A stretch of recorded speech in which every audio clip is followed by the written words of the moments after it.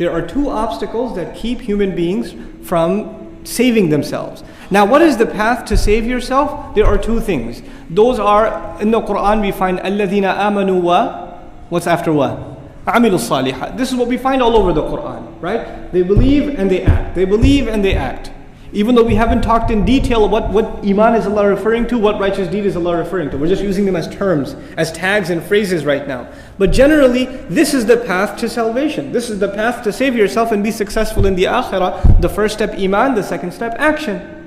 Ibn Taymiyyah rahimahullah argues there are two obstacles before the people that keep them from Iman and action.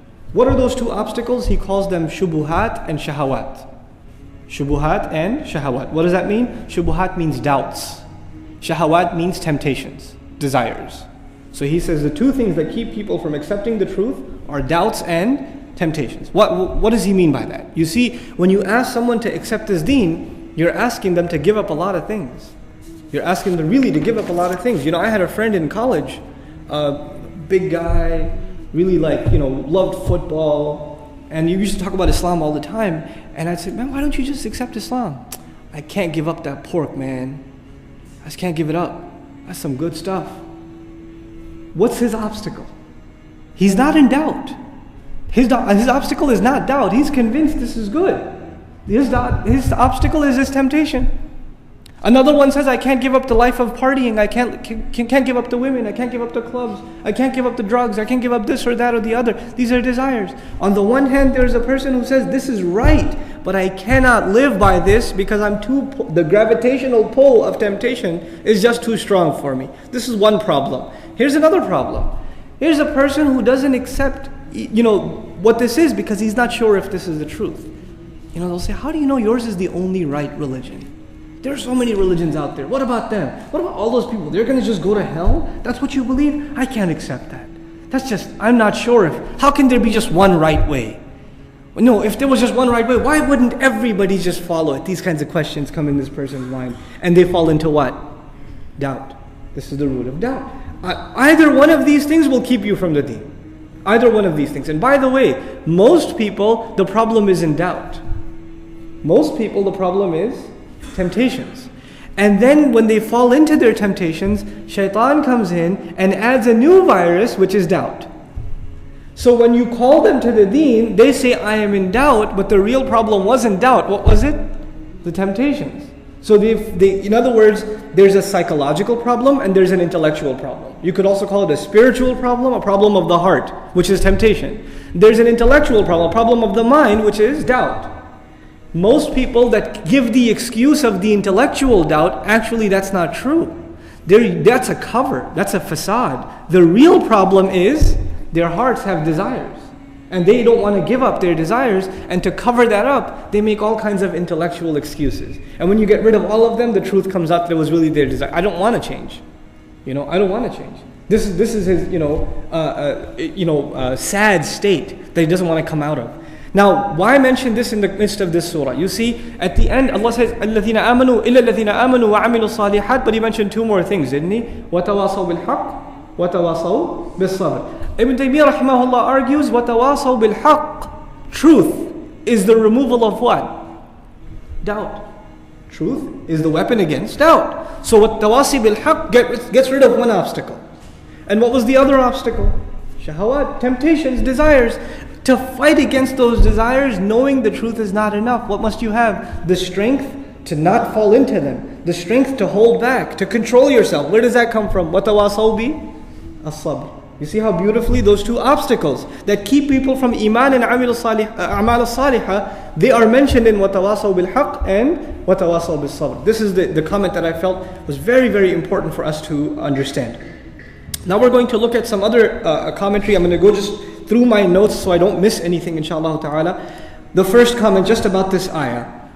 You see, in these two ayat, Allah Azza wa Jalla has depicted a very powerful reality. And one element of that is that human beings are so preoccupied with their personal problems. Allah says human beings are in loss, right? But it's, we're thinking about the hellfire and the day of judgment and all of that. But even the way Allah created the human being in this earth, before He has also said, we've already studied, لَقَدْ خَلَقْنَا الْإِنسَانَ فِي كَبَدٍ. We created the human being, no doubt, in toil, in labor. Even the kafir has to work hard.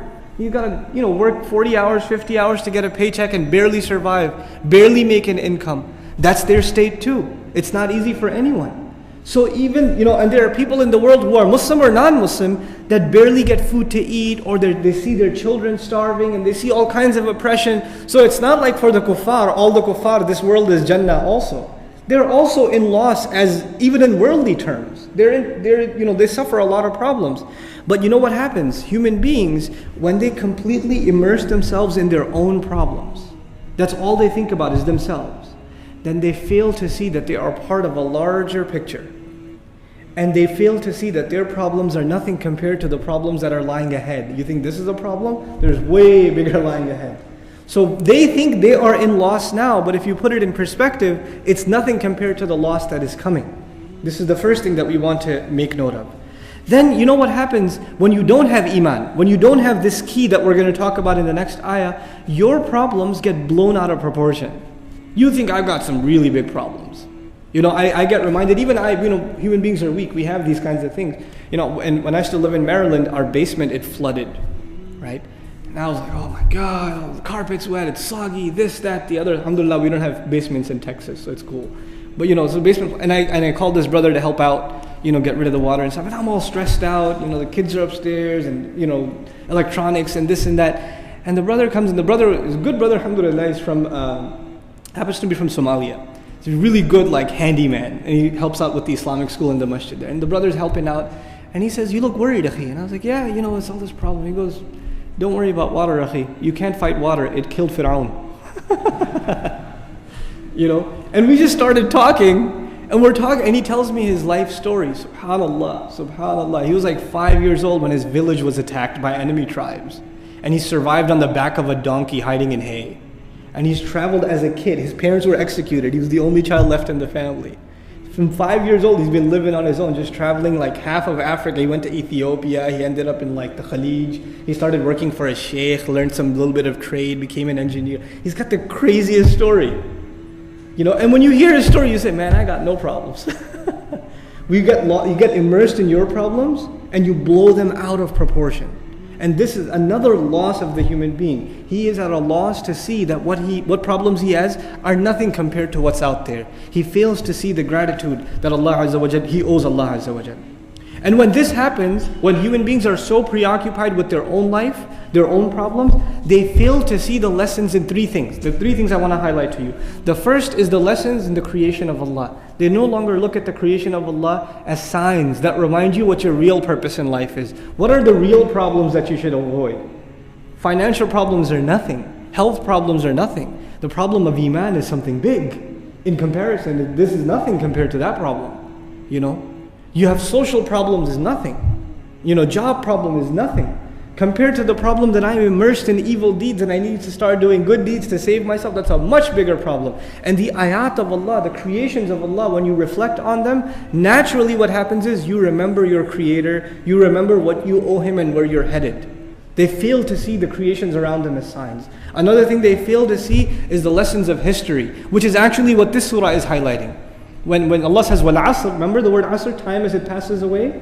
If you just reflect on history and how many people have come and failed and have gone, they had a little bit of time to become a success and they didn't make use of that time and they failed and they're gone and their chance is over. Then a new generation came with a new chance and they lost their chance and their time was over. And now it's my turn. I have a chance. I better not make the mistake that these people made, which is why Allah tells me of the nations of the past who lost the opportunity.